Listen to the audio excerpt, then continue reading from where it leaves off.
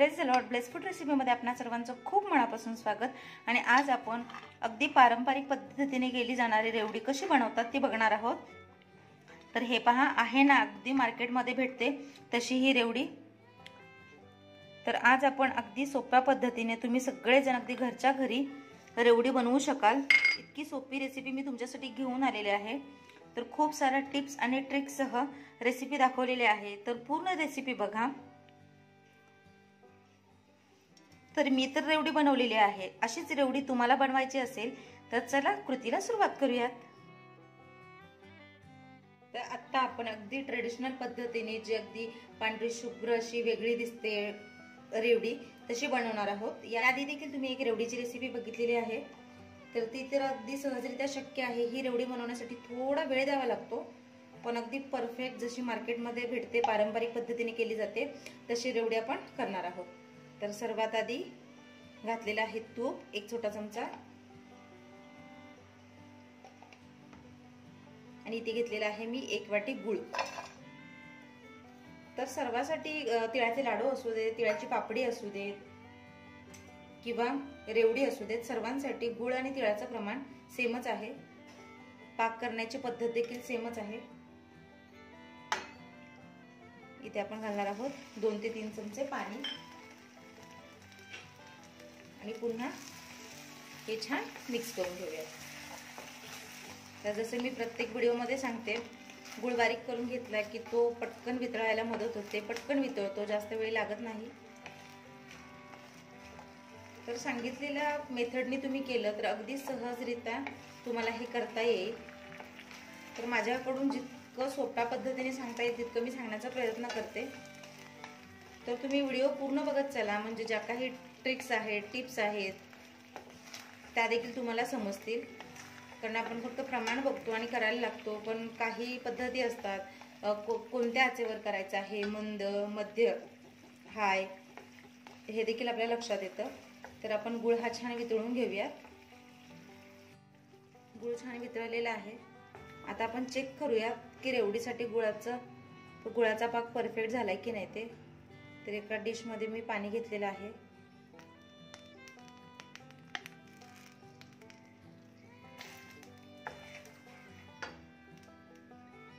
आणि 1-2-3 सेकंद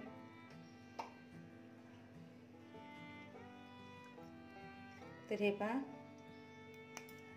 हा सहजरित्या तुटतोय.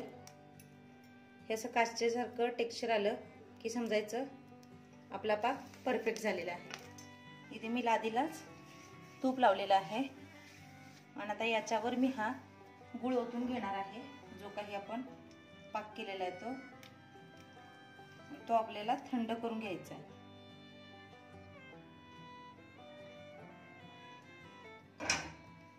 तर तुम्ही एखाद्या डिश मध्ये देखील करू शकता, पण मी याच्यावर करत आहे. तर हा जास्त पसरू द्यायचा नाहीये. तर आपल्याला असाच छान थंड करून घ्यायचा आहे.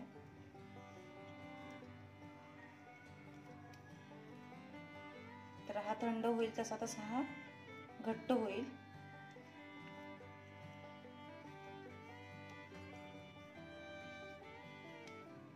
हे पहा, बघू शकता तुम्ही, हळूहळू थंड व्हायला सुरुवात झालेली आहे. आणि गूळ आपल्याला सोडून द्यायचा नाहीये, तो सतत असा ढवळत राहायचा आहे. आणि आता बऱ्यापैकी हा घट्ट होत आलेला आहे. आता हा मी एका स्टीलच्या चमच्याने एकत्र करून घेते, जो चिकटलाय तो.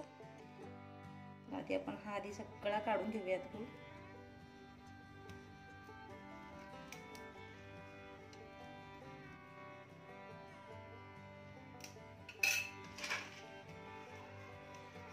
तर आता हे बघा, गूळ जमा होण्याच्या आधी आपण हा असा छान खेचून घ्यायचा आहे.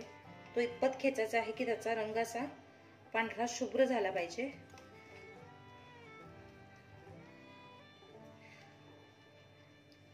हळूहळू रंग तुम्हाला बदलताना दिसतोय. तर ही प्रक्रिया थोडी झंझट वाटते, खूप सावधानीने करावं लागतं. गुळाचं परफेक्ट टेक्स्चर, परफेक्ट पाक, टेम्परेचर, सगळ्या गोष्टी मॅनेज कराव्या लागतात. पण किती सुंदर दिसतंय ते बघा. तर यामध्ये हे खूप महत्त्वाचं असतं. आत्ता जी मी प्रोसेस करतेय, म्हणजे हा गूळ मी असा ताणवून घेते, खेचून घेते, तो खूप महत्त्वाचा आहे.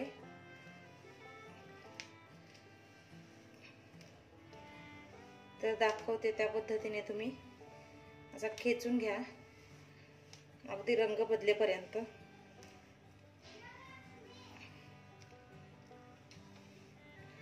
बनवताना मेहनत आहे, पण ज्या वेळेस तुमची रेवडी परफेक्ट बनेल त्या मेहनतीचं फळ भेटल्यासारखं होतं.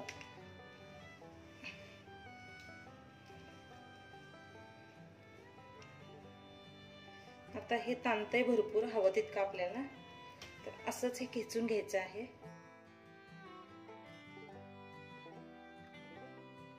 आता हे पहा, परफेक्ट टेक्स्चर आलेलं आहे, रंग देखील बदललेला आहे आणि हळूहळू हे घट्ट व्हायला सुरुवात होते. तर आता मी दाखवते त्या आकाराचे लांबट हे खेचून घ्यायचं आहे, कारण आता आपण रेवडीची प्रोसेस करणार आहोत. तर आता गुळ खेचणं बंद करायचं आहे. आपल्याला हवं त्या टेक्स्चरचं हे तयार झालेलं आहे. तर गुळ घट्ट होण्यापूर्वी दाखवते त्या पद्धतीने लांबट अशी एक तार म्हणतो किंवा अशा प्रकारचं एक दोर कसा आपल्याला खेचून घ्यायचा आहे.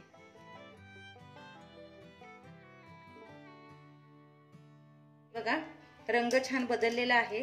तर आपल्या गुळाचा पाक होता असं कोण म्हणणारच नाही. तर मस्त हे असं टॉफी असते किंवा चॉकलेट काहीतरी असतं असं दिसतंय. तर अशा प्रकारे लांबट लांबट हे आपल्याला असे, हे पहा, तुम्हाला हव्या त्या आकाराचे तुम्ही करून घ्यायचं आहे. एकदमही पातळ करायचं नाहीये, थोडं अशा प्रकारे करायचं आहे. तर आता हे थोडा वेळ थंड होऊ द्या. तोपर्यंत मी इकडे तीळ छान भाजून घेते. तर तीळ आपल्याला फुलवून घ्यायचे आहेत, खूपही करपवायचे नाही आहेत. तर रेवडीच्या वर हे कोटिंग करण्यासाठी आपण तीळ फुलवून घेणार आहोत. तर ज्या प्रकारे आपण लाडू बनवण्यासाठी किंवा तीळपापडी बनवण्यासाठी तीळ भाजून घेतले होते, त्याच प्रकारे आपण तीळ हे भाजून घेऊयात. तर हे बघा, तीळ आपले छान परफेक्ट भाजून झालेले आहेत. आता आपण पुढची कृती बघूया. तर इथे मी एक ताट घेतलेलं आहे आणि हे जे आपले तयार रेवडी बनवण्यासाठी, तर हे असे कोपऱ्यावर आणायचे आणि हे असे कट करून घ्यायचे. दाखवते त्याप्रमाणे हे कट करून घ्या.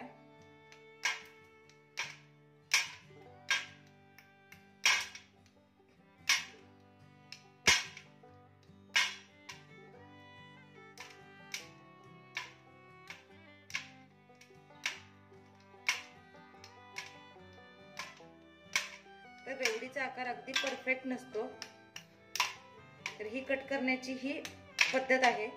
तर अशाच पद्धतीने आपण शक्य तितके एकसारखे करण्याचा प्रयत्न करूया. हे बघा, हातात थोडं थोडं असं पकडायचं आहे, पण हे काम सावकाशीने करा. सुरुवातीला करताना आपल्याला अंदाज नसतो.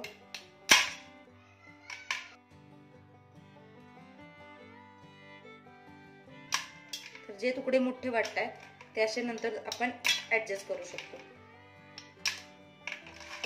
तर आता हे पहा, असे तुकडे तयार झालेले आहेत.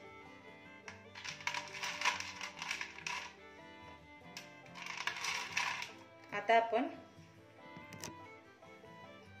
इकडे आपलं तीळ आहे आणि तवा गरम आहे. गॅस मी बंद केलाय, पण तवा आपला गरमच आहे. तर आपण हे तुकडे यामध्ये असे घालून घेऊयात.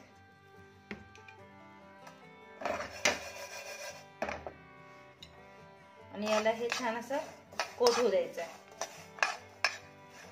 तर रेवडीमध्ये अजून थोडं मॉइश्चर असतं, त्यामुळे तीळ त्याला चिटकतात. तर गरम करून घ्यायची काही गरज नाहीये. तर मस्तच हे पहा,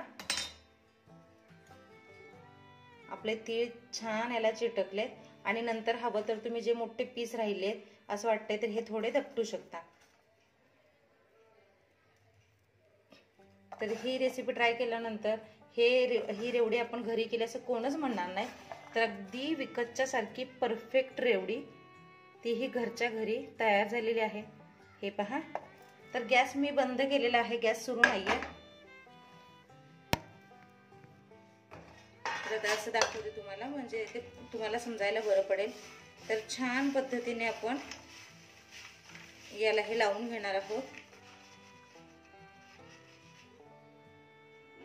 आणि नंतर जे काही थोडे लांबट वगैरे दिसत आहेत, तुम्ही हाताच्या साहाय्याने हे सेट करून घेऊ शकता, कारण हे थोडे मॉइस्ट होतात, म्हणजे थोडे नरम होतात, सॉफ्ट होतात. तर हे सॉफ्ट आहे तोपर्यंत तुम्ही ही प्रोसेस करून घेऊ शकता. तुम्ही एखाद्या चाळणीच्या साह्याने हे केलं तरीही चालेल, म्हणजे तीळ जे आपले एक्स्ट्राचे आहेत ते खाली पडतील आणि आपल्याला रेवडी भेटेल. पण मी हाताच्या साह्यानेच करत आहे.